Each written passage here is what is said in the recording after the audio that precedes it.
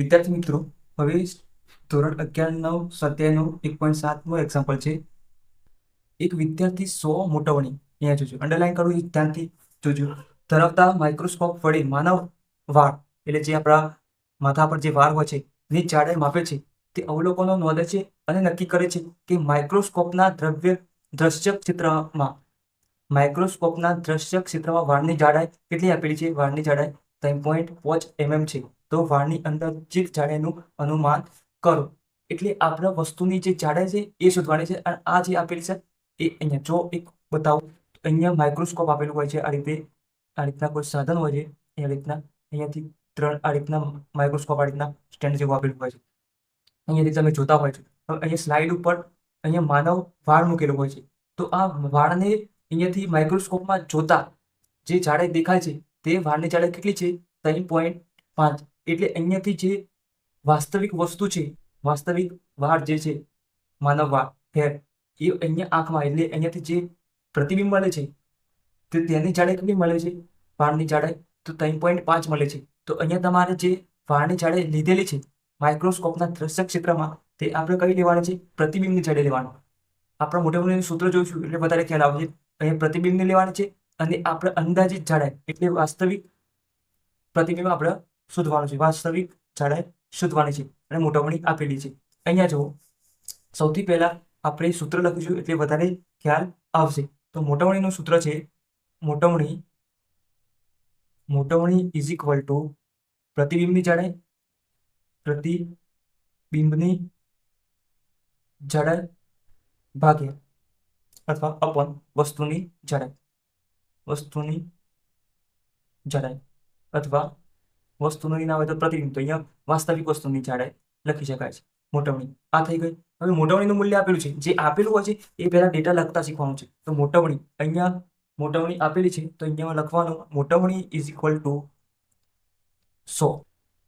હવે અહીંયા માઇક્રોસ્કોપના દ્રશ્ય ક્ષેત્રમાં વાળની જાડાઈ 3.5. તો અહીંયા જે માઇક્રોસ્કોપમાં જે દેખાય છે એ તો પ્રતિબિંબ મળવાનું છે વસ્તુનું. તો અહીંયા તમારે લખવાનું પ્રતિબિંબની જાડાઈ ઇઝ ઇક્વલ ટુ 3.5 mm. આ થઈ ગયું. હવે આપણે વસ્તુની જાડાઈ શોધવાની છે, વાસ્તવિક વસ્તુની, અથવા તમે વાસ્તવિક પણ લખી શકો છો. વાસ્તવિક વસ્તુની જાડાઈ. તો વાસ્તવિક વસ્તુની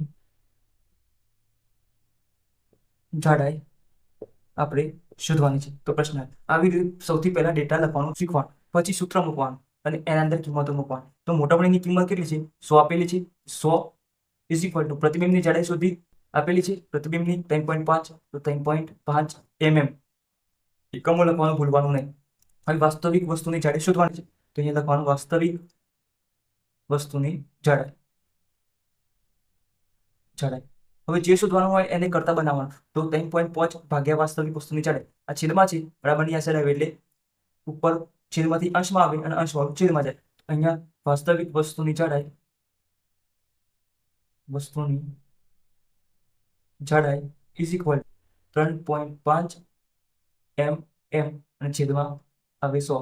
આ થઈ ગયું. હવે 3.5 અને આ 100 છે તો આપણે ઘાત સ્વરૂપે લખવું હોય તો 10 ની 2 ઘાત લખી શકાય. 3.5 છેદમાં 10 ની 2 ઘાત. હવે આ 2 ઘાત છે એ ઉપર જાય તો પ્લસ છે તે શું થઈ જાય? ગુણાકારમાં જાય. 10 ની -2 ઘાત mm. આ આપણો જવાબ છે. હવે અહીંયા mm છે અને આપણે એને સેન્ટીમીટરમાં કન્વર્ટ કરવું છે. તો મેં તમને શીખવાડ્યું હતું કઈ રીતે કરવાનું. તો mm અને સેન્ટીમીટરમાં નો સંબંધ ખબર હોવો જોઈએ. તો 1 સેન્ટીમીટર બરાબર 10 mm. તો અહીંયા mm ની કિંમત મૂકી દેવાની, mm ની મૂકવાની, એટલે સીધો જવાબ સેન્ટીમીટરમાં કન્વર્ટ થઈ જશે. તો mm ને કરતા બનાવીએ 1/10 cm બરાબર mm. આ જે mm ની કિંમત છે એ અહીંયા મૂકી દેવાની. તો 3.5 ગુણ્યા 10 ની -2 mm ની કેટલી છે? 1/10. તો ગુણ્યા 1/10 અહીંયા સેન્ટીમીટરમાં કન્વર્ટ થઈ ગઈ. આગળ દાખલો કરવો હોય તો સેન્ટીમીટર અને મીટરમાં અંતર. તો હવે આ 10 છે પ્લસ 1 ઉપર ઘાત કહેવાય. જે ઉપર આવી જાય, 1 ઉપર આવી જાય તો કેટલી થઈ જાય? -1. આ થઈ ગયું સેન્ટીમીટર. હવે 3.5 ગુણ્યા 10 ની -2 ઘાત, 10 ની -1 ઘાત. તો આધાર સમાન તો ઘાતનો સરવાળો, બંને માઇનસ છે, -2 -1 તો થઈ ગયું -3 સેન્ટીમીટર. આટલું થઈ ગયું. હવે હવે મીટરમાં ફેરવીએ તો અહીંયા જુઓ 3.5 ગુણ્યા 10⁻³ સેન્ટીમીટર છે. હવે મીટરમાં ફેરવવું હોય તો 1 મીટર બરાબર 100 સેન્ટીમીટર. હવે અહીંયા સેન્ટીમીટરની કરતા બનાવવાની કિંમત અહીંયા મૂકવાની. તો અહીંયા સેન્ટીમીટર તો 100 છે, તો અહીંયા છેદમાં આવે એટલે 100 થઈ ગયા અહીંયાથી. તો અહીંયા 100 ને કઈ રીતે લખાય? 10⁻² લખાય.